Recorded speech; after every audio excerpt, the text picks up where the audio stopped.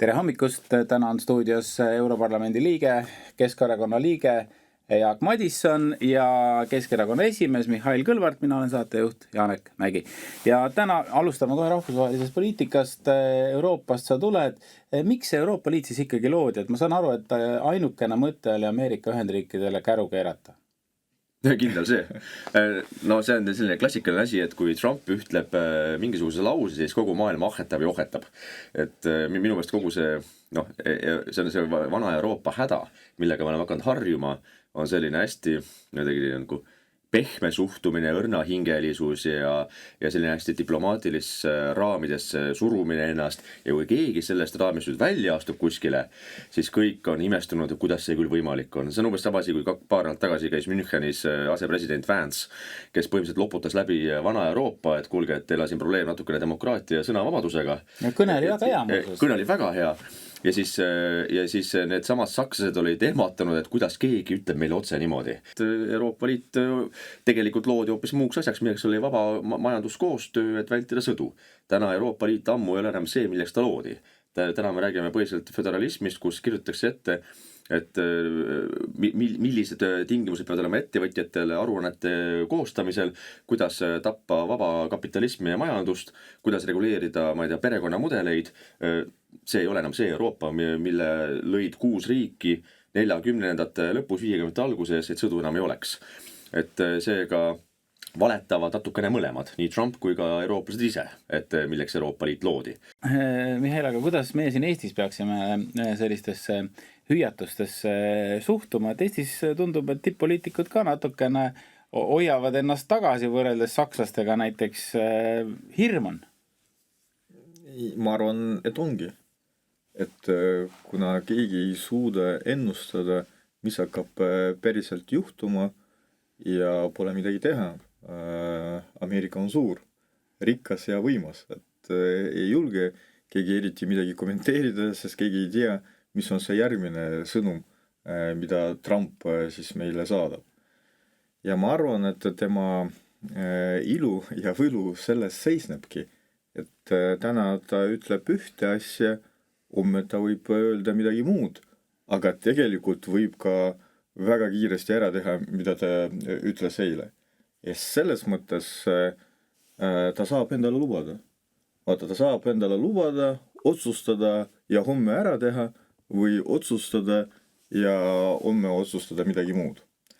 Samas ma ei usu, et tema tegevus on kaootiline. Ja ma ei usu ammugi seda, et ta nüüd tegutseb ühe või teise riigi huvides. Ta ei hakka tegutsema Euroopa Liidu huvides, aga loomulikult ei hakka tegutsema ka Venemaa huvides. Miks? Tema tegutseb Ameerika huvides ja see on nii ohtlik kui ka võimalus Euroopa Liidule. Ohtlik sellepärast, et Ameerika huvides ta võib öelda, aga nüüd meie vahel on kaubandussõda ja pole midagi teha. Aga samas see on ka väga kindel signaal, et kuulge, tegelege enda asjadega. Tegelege julgeolekuga, tegelege majandusega, muidu teie eksistents on küsimärgi all. Ja siin on küsimus, et kas me hakkame vastavalt tegutsema või mitte. Kas me nuttame ja ootame, mis juhtub, kas Euroopa Liit jätkab sama viisil, ja kui jätkab samal viisil, siis tõepoolest ühtegi šanssi konkureerida Ameerika ja Hiinaga ei ole. See on päris selline hirmus perspektiiv natukene, aga Jaak, mul on sulle küsimus, et kas Eesti ei peaks nüüd ruttu leppima ameeriklastega kokku, et nad võtaksid meie põlevkivi endale ja fosforiidi kasutusele, võib-olla siis saaksime ka paremat julgeolekugarantiid? See tuletab natukene meelde meie sügavalt lugupeetud ja professionaalse välisministri sõnavõttu Riigikogus, kus inimene ütleb välja, et Ameerikas on huvi tundnud meie maavarade vastu ja see on midagi, mida me saaksime pakkuda neile, et nad meid kaitseksid. et noh, kui inimene juba räägib sellist juttu ausalt öeldes, siis inimene ei peaks olema välisminister. Et meil on maavarasid palju, aga see on meie maavara. Ja selle vastu on huvi tundnud mitte ainult Ameerika Ühendriigid, vaid kindlasti ka Euroopa suurriigid. Ja siin oli väike allegooria Ukrainaga seoses, jah, et mis sa sellest arvad? No ma arvan, et see on päris halb mõte Eesti kontekstis. Ukraina on teine kaasus. Ukraina puhul me räägime teistest ressursikogustest, me räägime Ukraina probleemidest, kui me räägime korruptsioonist, me räägime sellest, et praegune, mis on nagu lekkinud selline nii-öelda see mustand sellele kokkuleppele, mida teoreetiliselt peaks allkirjastama Zelenski ja Trump, siis need tingimused on hoopis juba teistsugused, millest alguses räägiti. Et alguses Trump rääkis ikkagi sellest, et põhiliselt kõik maavara ameeriklastele 50% kasumist, et katta, siis maksta kinni juba antud relva ja finantsabi. Ja need numbrid on ka varieerunud Trumpi muidugi poolt kordades, et tegelikult ametlikud andmed räägivad 100 miljardist, tema räägib 350 miljardist. Kus see 350 tuli? Ei tea, aga samas ei pea ka nagu sellele väga palju tähelepanu pöörama, kuna Trumpil lihtsalt see klassika ongi see, et kui ta ütleme miljardid, siis see miljardid võib olla nagu 10 kuni 100 või 500. Kõigub. Et täna üks, homme teine. Et see on üks tema taktika ja tema eripära. Et seega Ukraina puhul, selles mõttes, kas see oleks meie kontekstis hea, kui ukrainlased ja ameeriklased lepivad kokku selles, et nad loovad ühisfondi, kust rahastatakse ka Ukraina ülesehitamist, infrastruktuuri ja kus tõenäoliselt varastamise tõenäosus on tunduvalt väiksem, kui oleks muidu Ukrainas üksinda tehes, siis see ei ole halb. Ja kui on ameeriklaste huvid olemas sees ka Ida-Ukrainas omaenda kasu eesmärgil, siis ilmselgelt omaenda kasu eesmärgil ameeriklased suurema tõenäosusega on ju motiveeritud kaitsma kogu seda piirkonda Venemaa eest. Ei ole halb. Muidugi meie häda on selles, et meil on ka Ida-Eestis maavarasid ja tõenäoliselt meie alateadlik hirm alati on ju see, et kui Venemaa tuleb, siis võtab ära Ida-Virumaa või Kohtla-Järve või Narva. Aga meil ei ole sellist ressurssi nagu pakkuda järgmiseks 50 aastaks nagu on Ukrainal. Nii et ma arvan, et meie plaan peaks ikka olema see, et Eesti suurim eesmärk peaks olema ameeriklastele lihtsalt selgitada, et kui Eestit pole, siis teie mõjusfäär Ameerikas tunduvalt väheneb. Et ei saa olla America First ilma, et Ida-Euroopa, Põhja-Euroopa on nagu läänepoolses mõjusfääris, mitte idapoolses. Aga alati peab olema ka plaan B. Ja plaan B on pigem vaatame naabrite poole. Meil on poolakad, kes panevad 5% julgeolekusse, kes on täna väga tõusva võimekusega kaitsevõimega. Meil on soomlased üle lahe olemas. Meie suurim probleem on muidugi lätlased, nendel on veidi kehvasti kaitsevõimega, 3000 meest reservarmees ja kõik. Aga Lätiga me peame tegelema eraldi. Aga seega meie plaan B peab olema kindlasti, kui ameeriklased ütlevad, et aga Eesti pole meie prioriteet. Aga täna ma väga ei muretseks üle. Mihhail, selles kontekstis meil on päris palju räägitud, et nüüd tulebki kogu raha panna kaitsetööstusesse ja mitte rohepöördesse ja kõikidesse muudesse toredatesse asjadesse. Kas selles kontekstis ei tundu natukene, et see võidurelvastumine, mida vähemalt sõnades plaanitakse, muudab mitte ainult heaolu ja elukvaliteeti halvemaks, vaid ka kogu seda sellist vaimset õhustikku. Et tundub, et ainukene mõte, millega riik tegeleb, on relvastumine. Vaata, aga see on reaalsus, et ajaloos alati oli nii, et kui sõda lõpeb, siis esimene asi, millega inimesed tegelevad, valmistuvad järgmiseks sõjaks. Ja kõige intensiivsemalt seda tehakse just peale sõja lõppu. Ja täna meil on selline olukord, et loodetavasti sõda lõpeb ja tuleb siis vaherahu, ükskõik mida see tähendab. Aga millega Euroopa igal juhul hakkab tegelema, valmistuma sõjaks? See on reaalsus. Et see on ka inimese psühholoogia. Ma arvan, et see šokk, mis on tekkinud Euroopas, on nii sügav, et loomulikult sõltumata sellest, mis meid päriselt ootab, kõik hakkavad sõjaks valmistuma. Nüüd, kas Eesti peab olema kaitstud, jällegi sõltumata sellest, kes on meie liitlased, loomulikult peab olema kaitstud. Kas selleks on vaja ressurssi? Loomulikult selleks on vaja ressurssi. Nüüd küsimus on selles, et kuidas ressurssi tekitada. kui me võtame pensionäride käest, nagu see praegu toimub, no suuremas plaanis, ja laste käest, siis see ei ole jätkusuutlik. Sa võid seda relva osta nii palju, kui on üldse võimalik, aga kui kaitsetahe langeb inimestel ja kui majandus on ruineeritud, siis sa selle relvaga saad sõdida paar nädalat. Ükskõik kui palju seda relva on. Et pole midagi teha, aga julgeolek algab esiteks kaitsetahest ja siis tugevast majandusest. Sest sõda on kulukas ja sõda kestab tavaliselt päris pikalt. No kui sa tahad võita muidugi. Ja see omakorda tähendab, et tuleb alustada majandusest selleks, et tagada kaitsekulud. Sa saad panna 5%, 50%, aga kui sul majandus langeb, siis 5 või 50% ei tähenda midagi. See on üks aspekt ja teine aspekt loomulikult valikud. Et kui meie praegune valitsus on valmis ära kulutama 10 aasta jooksul 12 miljardit selleks, et realiseerida enda niinimetatud energeetika strateegiat, just niinimetatud strateegiat, sest strateegiat seal ei ole, siis meil seda raha lihtsalt ei ole.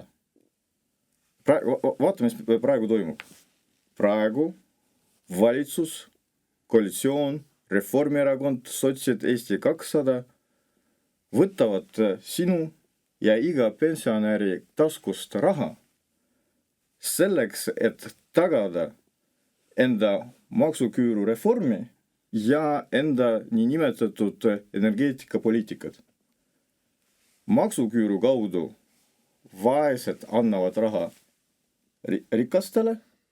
Nüüd energeetikapoliitika kaudu me kõik maksumaksjad annavad raha mõnele ärimehele, kellele on tagatud suur investeering ja hind, elektrienergia hind vähemalt 10 aastaks. Kitsas ring saab meeletu ressurssi meie taskust selleks, et elada hästi. See on meie majandus täna. Neile see meeldib. Ja neile see meeldib. Ja Reformierakonnale see meeldib, sellepärast nad võitlevad selle eest. Vot see on meie majandus ja see on meie energeetika ja lähtuvalt sellest see on ka meie kaitsepoliitika. Jaak, kuidas sulle tundub? Mina saan aru, et ikkagi sina seal Euroopas oled otsustanud, et neid meretuuleparke on ikkagi väga vaja. Kindlasti. Need on väga head asjad. Minu meelest see on nagu geniaalne koht, kus saab raha pesta Reformierakonnale. Reformierakond vajab kampaaniraha, sest et kui vanasti veeti kelekottidega lugupeetud tänase peaministri poolt või juhtimisel või korraldusel, siis ikkagi aeg on edasi arenenud ja aeg on liikunud nii palju edasi, et milleks enam kelekottidega jamada, kuhu mahub ainult võib-olla paarsada tuhat, aga kui on juba laua peal miljardid, siis see on ikkagi suurem mäng juba ja ma usun, et ikkagi kui inimene on juba täna saanud peaministriks ja kelle alluvuses töötab ka kliimaminister, kes on Reformierakonnast, majandus- ja tööstusminister, kes on Reformierakonnast, rahandusminister, kes on Reformierakonnast ja väga suurte kogemustega, kuidas pesta näiteks Vene mafioosode raha läbi Eesti pankade niimoodi, et keegi ei hakka külge ega keegi ei hakka midagi vaatama võimalikult. Ma arvan, et Reformierakond on väga professionaalne selleks, et ehitada tuuleparku ja tagada selle, et neil läheks hästi ja kampaaniaks on uus raha olemas. Et ma arvan, et see on geniaalne mõte, et ja mis see Eesti pensionärid või lapsed, milleks neile? Et isegi hästi elavad. Aga nüüd võtame niimoodi, et see oli mitte tõsine jutt, jumala pärast keegi ei võtaks tõsiselt. Probleem on nende... Kui keegi praegu salvestab sinu juttu. Just. ja pärast sa loed Eesti Ekspressis. Mina võtan kõike tõsiselt. Mina ei ole naljamees, ma alati võtan tõsiselt. Probleem on selles, et tegelikult väga suur osa asjadest, mida Eestis tehakse, ei tule mitte Euroopast, vaid tuleb Stenbocki majast või Kliimaministeeriumist. kasutatakse sellist nagu ideoloogilist võimalust, kuna noh, Euroopa on suure hurraaga jooksnud rohepöörde järgi, aru saamata, et kui palju see maksma läheb, kus see raha tuleb, kust tulevad muldmetallid, et ma ei tea, ehitada salvestustehnoloogiat.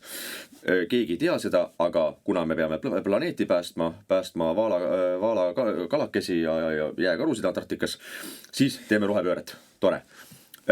Ja pärast on siis reaalsus on karm, kui tulevad Ameerikas ütlema meile, kuulge, et aga tüübid, miks te endale julgeolekusse ei panusta? Me ei saa, me päästame maailma, planeeti.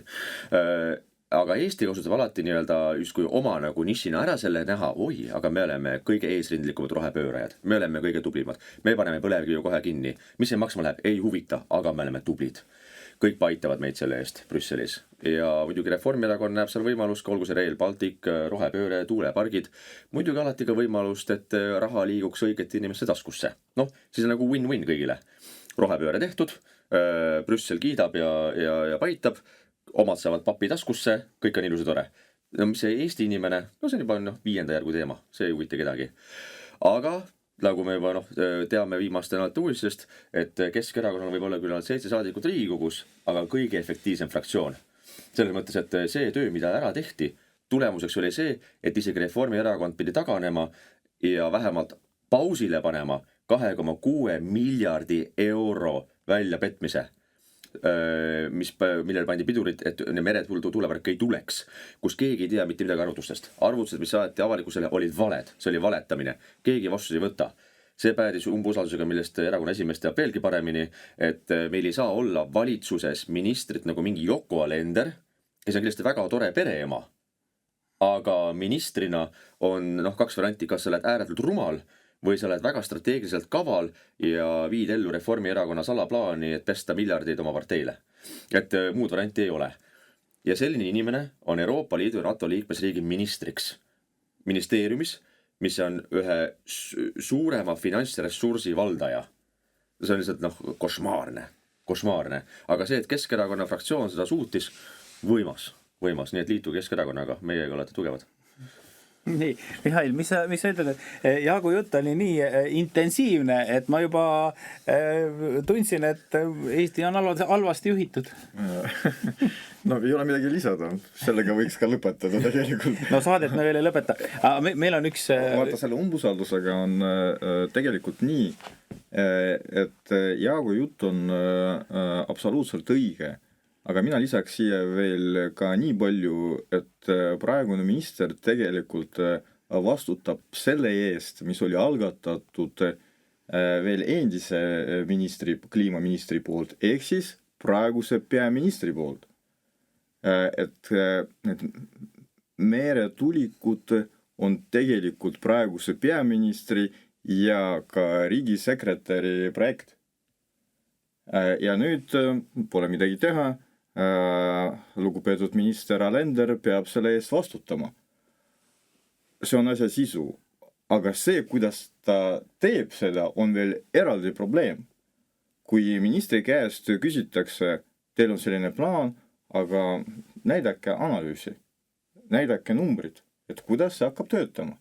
Kuidas tänu sellele maksumaksja, tarbija saab madalama elektri hinda. Siis kõigepealt nad räägivad, et see valem on salastatud, siis pärast tuleb välja, et on olemas 1 või 2 või 3 ja tegelikult lõppkokkuvõttes kõik saavad aru, aga ei olegi midagi. Ei ole analüüsi. Et riik, Reformierakond on valmis kitsale ringile pakkuda 2,6 miljardit maksumaksja raha, ilma selleta, et keegi lihtsalt arvutaks, mida see tähendab. Järgmisteks aastateks, mida see tähendab elektri hinna kujundamise puhul ja kes hakkab seda kinni maksma. Ei, seda me teame. Sina. Jaagul on muidugi rohkem raha kui meil, nii et tal on lihtsam maksta seal Euroopas, on kõik need rahapotid kõik ümber Europarlamendi mis sul ettevõttedagi juhtus? Ma sain aru, seda väga edukas ettevõtja. No ma tegin natuke nalja ka. Aga siis minister kas ei tea või valetab, et tema käest küsitakse, et ta ei tea või see, mida ta räägib, ei vasta tõele. Pole midagi teha. tuleb umbusaldada. See on tõsi. Kahjuks jah, umbusaldus ei läinud läbi, kuidagi Isamaa toetus ei olnud väga aktiivne. Aga kui Isamaa oleks toetanud, kas sellest oleks olnud abi? Ma arvan, et see oleks palju võimsam sõnum, pole midagi teha, kõige populaarsem opositsioonierakond, aga millegipärast see teema on nende jaoks mitte nii intensiivne ja mitte nii oluline või mitte nii kriitiline. Aga mis pani veel mõtlema, et ei olnud ühtegi sõnavõttu Reformierakonna fraktsiooni poolt enda ministri kaitseks. Lihtsalt läksid välja, ühtegi sõna ei tulnud ministri kaitseks. No ma ütlen, et minister ongi tegelikult väga raske amet, ma olen korra proovinud seda, et keegi sind ei kaitse ja kõik muudkui tümitavad. Jaa, olgu. Aga meil on üks väga oluline ja ka praegust valitsust puudutav teema veel. Ma panin tähele, Jaak, et sa tulid autoga täna stuudiosse. Kuidas sul automaks meeldib? Olete paberi kätte saanud, on sul ilusti makstud kõik? Ei ole veel makstud, ma ikka loodan mingi suurele imele, et praegune valitsus kukub ja erandkorras siis uus valitsus Keskerakonna juhtimisel tühistab automaksu, et äkki pääsen ka mina maksmisest.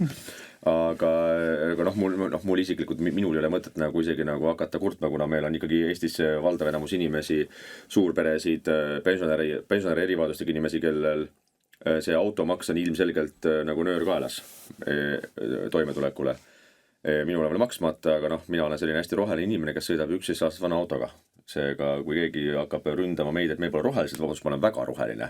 Ma olen maksimaalse kasu välja võtnud juba autost, mis on toetud. No sa oled rohelises erakonnas ka, vähemalt korporatiivsete värvide järgi. No eks ma mõtlen roheline sinine, et koos. Aga see automaksu teemal muidugi jällegi, et kui me räägime nagu töövõitudest hetkel kõige väiksema fraktsiooniga erakonna poolt Riigikogus, siis meil ei ole mitte ühtegi teist erakonda Riigikogus, kes oleks nii efektiivne, et suudab peaaegu maha võtta kliimaministri Reformierakonnast, suudab panna piduri 2,6 miljardi euro varastamisele ja suudab tekitada sellise efekti, kus isegi õiguskantsler on sunnitud tulema välja ja ütlema, et automaks on põhiseadusvastane. Tänu millele? Tänu sellele, et Keskerakond läks otse kohtusse seismaks osade inimeste eest, kelle õigusi see riivab. Suurpered, maaelanikud, erivajadustega inimesed.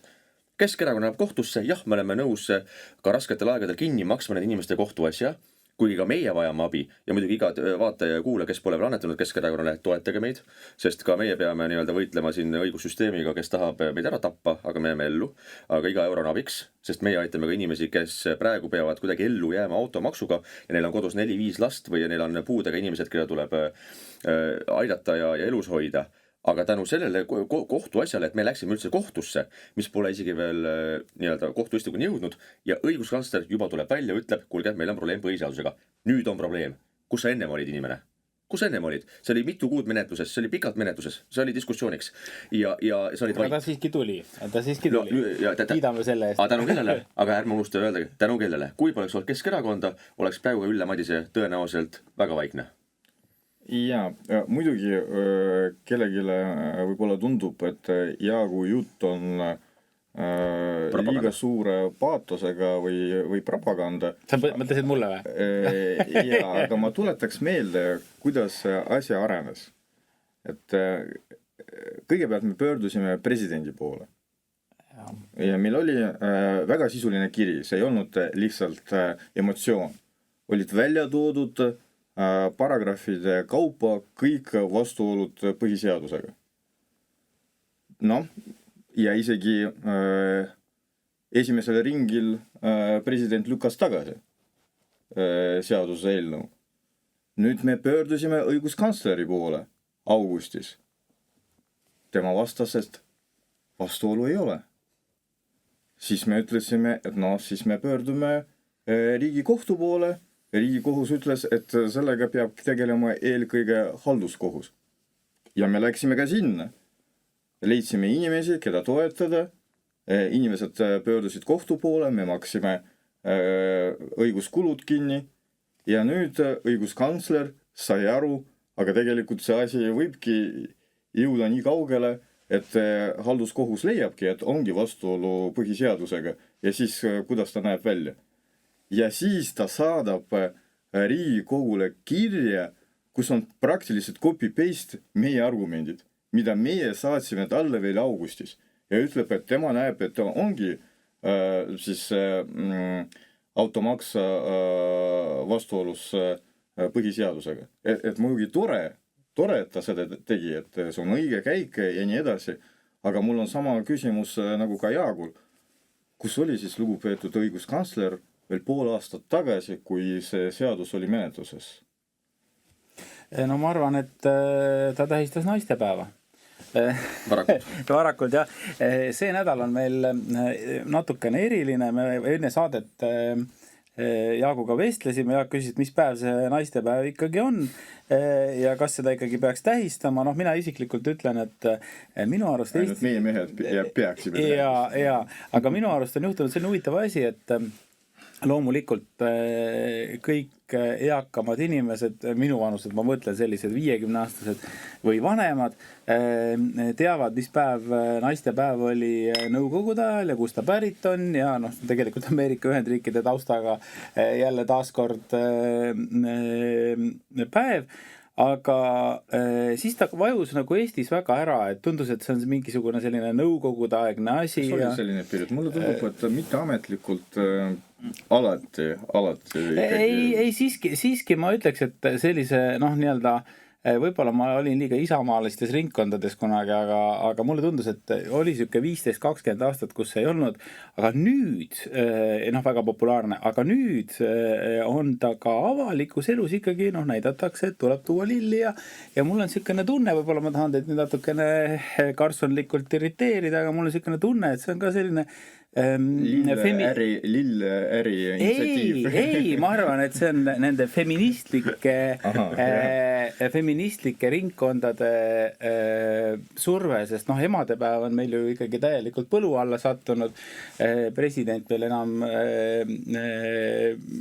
sellest suurest kontserdist osa ei võta ja kõike muud, eks see on nüüd ära lõpped ka üldse ja no emadepäev on ikkagi Eestis ametlikes ringkondades ikkagi põlu all, räägitagu mis tahes, et mehed, öelge nüüd, mida me peame siis nende emade ja naistepäevadega pihta hakkama ja soovige naistele nüüd head naistepäeva ka, kui te tahate seda teha.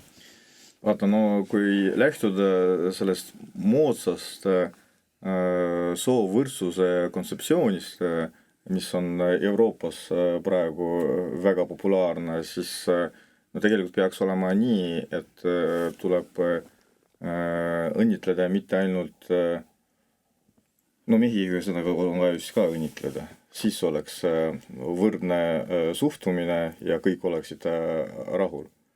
Aga kui rääkida tõsiselt, siis no mina arvan, et selliseid päevi võiks olla tegelikult rohkem. Et olekski obligatoorne, et tulebki õnnitleda, tulebki lilled tuua. Kui mõned mehed seda ei mäleta või millegi pärast... Kui mõned mehed ei ole mehed. või kui nad seda ise ei soovi, siis peab olema selline seadus, et vähemalt kord aastas, ja tegelikult mitu korda aastas iga mees peab naisi õnnitlema ja siis pead lille nagu tooma. Ma arvan, et see peaks olema kohustus. Absoluutselt. Ja kellele sa nüüd lille tiid, paar päeva on veel aega, aga mõtle nüüd ruttu välja. Üldiselt mu harjumus on olnud see, et ma viin spetsiaalselt isiklikult lilli kas päev 2 enne naistepäeva või päev 2 peale naistepäeva. Siis lilled on ka odavamad. Alati ökonomistlik. Restoran ei pääse, kõik on kinni. Et aga kusjuures Mihhail võttis juba mul nagu mõtte peast ära eest, et ma olin nagu mõtlema, et kui ongi see, et nüüd on see vaata need äärmusfeministid, kes räägivad, ütleme naiste õigustest kui et umbes selle tonaalsusega, et naiste õigused on alla surutud, jälgult represseeritud, kõik on õudne, palgalõhe, mis veel, siis nad muidugi jooksevad ise nagu ummikusse sellega, et aga nii nagu ka juba mainisime Euroopa Liidu väärtusi, no kindlasti kõik need äärmusliberaalsed grupid ka Euroopa Liidus, kes räägivad ju sellest, et ei ole enam 2 sugu, on 10 sugusid, igaüks võib olla see, kes tahab. Ja siis kas ei ole mitte solvav nendele feministidele, kui me ütleme, et ilusat naistepäeva, äkki me peame küsima, kas sa tunned naisena, mehena, bipolaarsena, kelle neljandana? Väärina, eks ole. Et tegelikult, et mulle ühesõnaga, ütleme, mina olen veendunud, on naised ja mehed, 2 sugu, rohkem sugusid pole olemas, kõik. Ja minu jaoks prioriteet number 1 on emadepäev. Et emad on andnud elu uutele hingedele, nemad on edasi kandmas meie ühiskonda, meie rahvast, inimpõlvesid jätkavad, et nemad on nagu number 1. Aga naistepäev on tore päev, et loomulikult, et seda võib tähistada, ma arvan, et me võiksime ka ise mõelda, et panna mingi lilleäri püsti enne naistepäeva näiteks, et selles mõttes, et kui on võimalust juba, siis tuleb teenida. Aga meil on meil on meestepäev ka olemas, et siis peaks panema nende relvad kuskile. Ma arvan, et sellest oli ka 90, kusjuures ma olen ise sündinud 91 aasta, aga ma mäletan mingi 90 lõppu, siis see tekkiski, see oli väga suur kultuuriline erinevus Eestis, et lihtsalt ajaloolistel põhjustel, et täna Eestis me ei tähista mingit meestepäeva, aga nõukogude ajal oli see 23. veebruar, nõukogude armee aastapäev, meestepäev. Aga see on meestepäev on seal aasta teises pooles, et tegelikult mis kuupäev see on? Ma kuupäeva ei olnud öelda novembris. Novembris on isadepäev. 2. november või? 2. november. Muidu on isadepäev, eks ole, seda me teame, isadepäev, emadepäev. Ja on isadepäev, on emadepäev, on vanavanemate päev, on naistepäev, on meestepäev. Ma arvan, need on kõik Mihhaili tehtud sellepärast, et ta ütles, et on vaja palju neid igasuguseid erinevaid pidupäevi, kelle ei lilli viia. Aga minu küsimus on see, et kas meestele tuleks siis viia relvi või oleks siiski vahva, kui mehed ka mõnikord lilli saaks? Ma arvan, et minule lille kinkimise asemel võite selle raha jätta kulutamata ja annetada Keskerakonnale. Jah, minule lille kinkimise asemel võite raha annetada kirikufondile või Tallinna lastehaigla toetusfondile. Mõlemat võite teha. Ja minu puhul võite tuua raha lihtsalt mulle. Tegelikult on nii, et emad on ka naised. Ja siin keegi selle vastu ei saa vaielda. Ja ma arvan, et meie naised väärivad tähelepanu tegelikult iga päev. Ma olen nõus ja ma tegelikult arvan, et see väike irooniline debatt, mis meil siin emade ja naistepäeva ja muude tähtpäevade puhul oli, ütleb lihtsalt kõikidele kaunitele naistele head naistepäeva. Ja täna oli stuudios minu head saatekaaslased Jaak Madisson ja Mihhail Kõlvart, mõlemad kuuluvad Keskerakonda. Mina olin saatejuht Janek Mägi.